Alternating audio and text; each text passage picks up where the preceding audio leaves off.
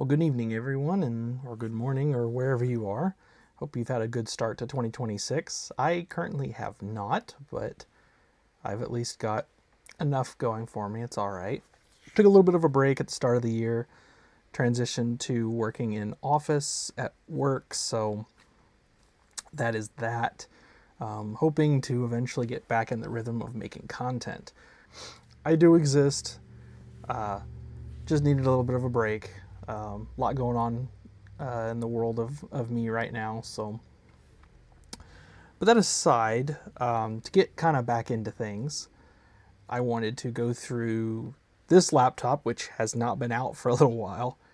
A little behind on updates, so I need to update this thing. And as has happened, there has been a new Mint version come out. Linux Mint 22.3. Still pretty minor upgrade this time around. There are some good features. Namely, if I scroll here, the menu you can kind of see right here is a pretty good one. I like it. Currently, I still have the old style menu. And there's some notes in here. You guys can check it out. I'll link this release in the notes. Nothing really that affects us too much and whatnot. In fact, I think most of these notes are just copy pastes from previous releases, but still, it's a thing. Now, first things I always tell anybody, these upgrades are pretty boring this time, so I thought while it's doing updates and upgrading, I'd talk a little bit about it.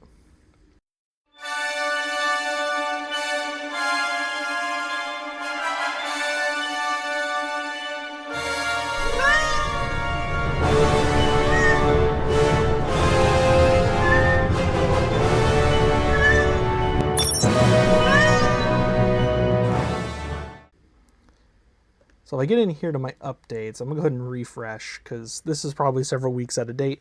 I haven't even had this thing out this year. So it's going to get a little bit of use today, probably a little bit of use tomorrow night. Before it goes back in, I've got some administrative things to take care of. But this thing doesn't do the bulk of my editing anymore since I moved to Davinci Resolve. I do most of that with my editing machine, which I have already upgraded to the new Mint release. So as you saw there, the Mint update manager had an update itself. That's kind of how they version control Mint between the point releases. And you can see I've got, well, it says 7 gigs. It's probably not actually, because it reads the maximum package size on Flatpaks. There's some apps in here I need to go through and clean up because I don't use them anymore because they don't work. But these will need updated, but you'll notice I have an upgrade to 22.3. What I typically suggest is you go here, you click upgrade,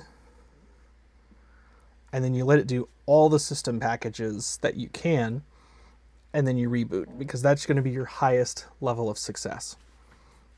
You want to be as up to date on the previous version as you can be before you move to the next version. It makes sense. Other things you're going to want to do, you don't necessarily have to do time shift, but it is recommended. I've done enough of these upgrades at this point that I'm perfectly fine just doing it without a time shift. It'll probably start doing a time shift here, just because I'm out and working and such. But again, I don't rely as much on time shift for something like this, but it would be a good idea for you, the user, to do that. I'm going to be a bad person because I'm lazy, and I also know this install has got quite some age on it, so if it does break, I can just reinstall, and that's not really the end of the world. In fact, it probably does, because there's a lot of cruff on this install. I did a lot of cutting my teeth on Mint on this very laptop. In fact, I think this thing lived with Windows 10 on it for like 15 minutes when I got home. I was already grabbing the USB key by the time I got home. So, but in any event, we're gonna let these updates finish, and then I will come back once it's all done. It looks like we have moved on to the Flatpak updates. These shouldn't take too long because your boy has fiber now. So updates don't take 900 years to finish. I mean, they didn't on Starlink, but like clearly my proximity with where Starlink came through to all of these servers that do all the Flatpaks and OSG related stuff, I was clearly at a high enough ping that it caused issues. These, as you can see, I'm already almost done, and I have only talked for like 30 seconds. It's wild. And you know, other things of note too. I'm in midst of a Vivaldi challenge, so I wanted to get Vivaldi installed on this machine so I can get signed into it and start using Vivaldi here as a browser. Just challenging myself to do little things that are pretty easy for me to do in the time I have left. Return to the office has taken a lot more out of me than I thought it would. And so while I have recorded one or two other things, this is the first video that I'm going to produce this year.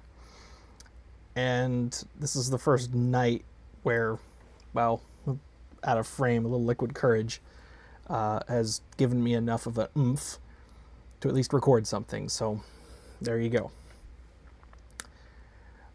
Just tired more than anything. It's been very hard to go back to an office when you've worked remote for so many years. We'll get through it. Okay, so we're going to open the Update Manager. If it doesn't tell me I need to reboot, it might. It does not. So this is an instance where I would open up Time Shift. I know I said we weren't going to do this, but we'll go ahead and do it. And we're going to create a snapshot here. And that will snapshot it right now. That way, if anything at all goes wrong, we don't have to worry about it too much. I'm always pretty conservative when it comes to updates on these kind of systems. Typically, production systems like this will wait about a month. The beta was so smooth, though, that I had no issues at all. I already had started moving stuff over as soon as it was available.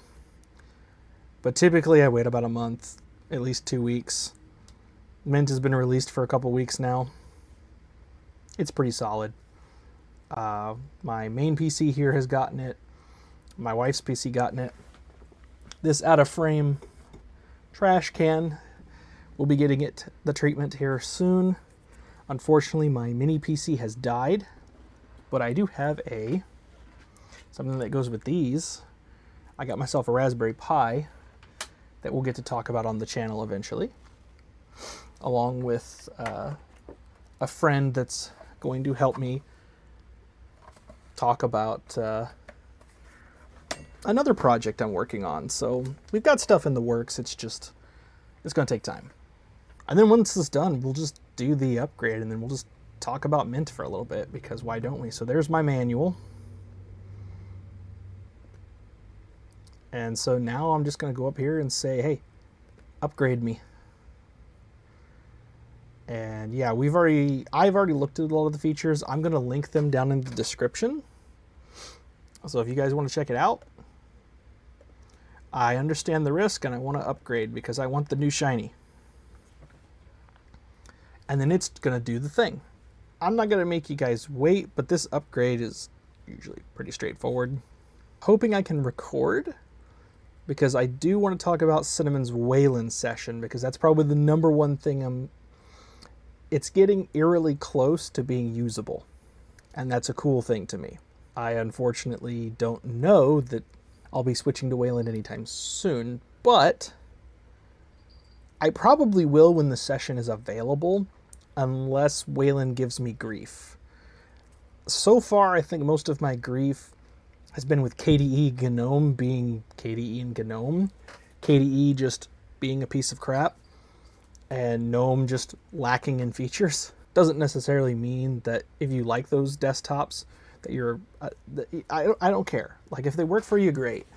I have just found more often than not, I cannot rely on KDE. And I am just simply not a GNOME person, even with a lot of extensions. It's a bit brutal to get used to such a different workflow. It's like we're auto-removing some packages, and we're done. So I'm going to reboot and come back, and we'll finish the video up, because that's basically it. And we're back, and, well, I did not reboot into Wayland yet. We'll get there in a second. I had to make a few tweaks. The default upgrade path kind of really janks up the menu. I've made a few changes. This is my default menu with my changes. What I have done is I have toggled the symbolic icons off because I like colorful icons. I have also only left home and downloads here. I think that's fine. I could probably even just do home because I can go home downloads. I'm trying to get that instead of on my desktop as options, and maybe I'll add like documents or something like that. Typically, I don't have a lot pinned to my menu. I tend to just have an applications folder that just has those things in it. But it is nice to have some things pinned, like my Notes app, OBS, a terminal. Yes, I use WesTerm. I've gone back and forth a little bit. I was a Tilix boy. Tilix on newer versions of Debian and Mint is just not as stable as it used to be. It's written in Python. I don't know what's going on there. The app itself is just having issues. Maybe another day. But WesTerm works okay enough for me. And I have it configured. As you can see, this install has been around. This install has been around since Mint 20.2, if I want to say.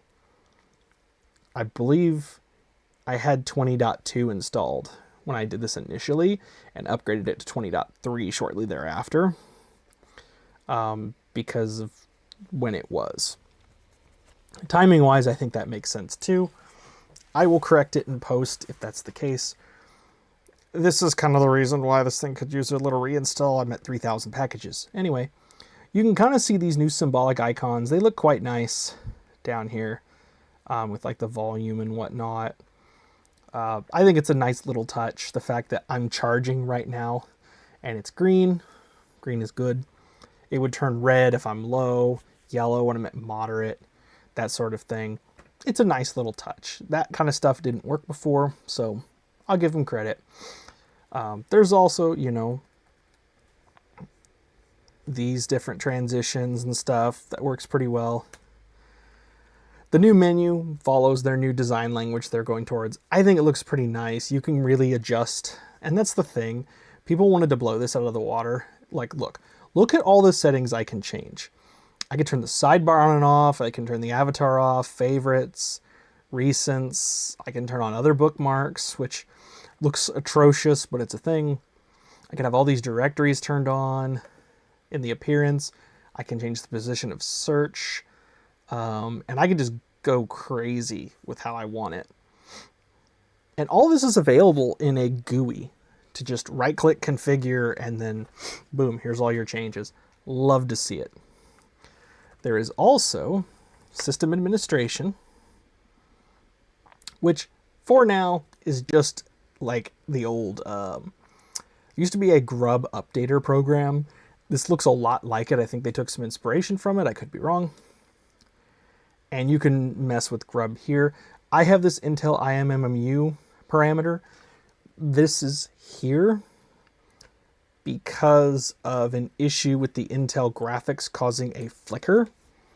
It's a known Ubuntu problem. I don't know if they have fixed it or not, but it has something to do with how they bifurcate the Intel integrated graphics on 10th gen CPUs. Causes the screen to flicker sometimes. Some point I'll turn it off and I'll see, but like I could do that here.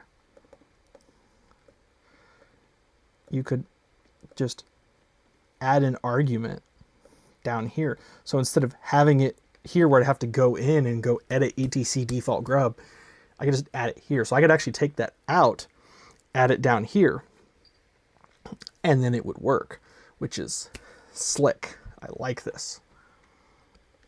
Doesn't help everybody, but it helps me. The system information app has been completely overhauled, and I love it.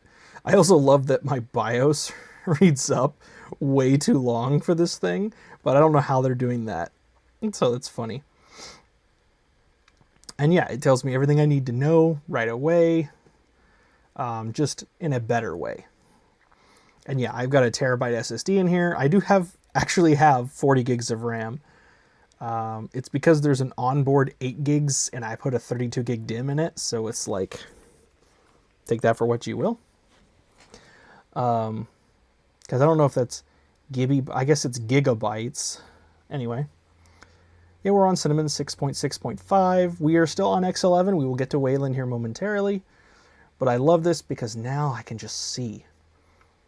Oh, I'm pulling USB 2 port, pulling 500 out of 2000 milliamps. You know, I can see the different ports that are doing things. And if you double click, it copies the device ID to your motherboard. Fantastic. If you're trying to find device drivers for stuff, I mean, come on. That's really cool. GPU is good. You know, it tells you what driver you're running, what your device ID is. Again, you can copy and paste it. And then they tell you OpenGL, Vulkan. Video playback, I am not sure where they're getting that from because I can play video back just fine in software. So I don't know how they're detecting that. But maybe I'll figure it out at some point. Maybe there is something I can do. I don't know. But anyway, it's at least here, these top 3 being the most important, because if you don't have hardware acceleration, your system runs like poop. Having the PCI, again, you can just copy the ID, copy the entire row, and this just lists all your system devices that are active and that are doing all the things. Love to see it. I don't have to go into a terminal, go look up what the command is to look at all my devices. I can just pull this up. It's right here, and I can just copy that to the clipboard, and we're ready to go. BIOS right now just gives you BIOS information. I would love to see a future where firmware updates are able to be downloaded through the FWUPD through here, hopefully. For now, it just tells me what my version is, when it was released. Yes, I have Secure Boot disabled because I don't want to deal with kernel modules and Secure Boot, because I don't have VirtualBox on here anymore, but I did for the longest time. And dealing with kernel modules and that is ass. Then system reports is the same as it was before. You will see different things like, oh, you need to install language packs, or you need to install media codecs. That sort of thing will be through here. And crash reports. I haven't used this yet, but if your system does crash, like I had Quick GUI, I had on here previously, crashed because it sucks. We'll go into another virtualization rabbit hole because I've had some revelations since then. Kind of cool stuff. You can generate it straight from here and send it off. Probably to the Mint people, I don't know. I'd have to look into that. So that's that app for you. And with this, I believe the other improvements...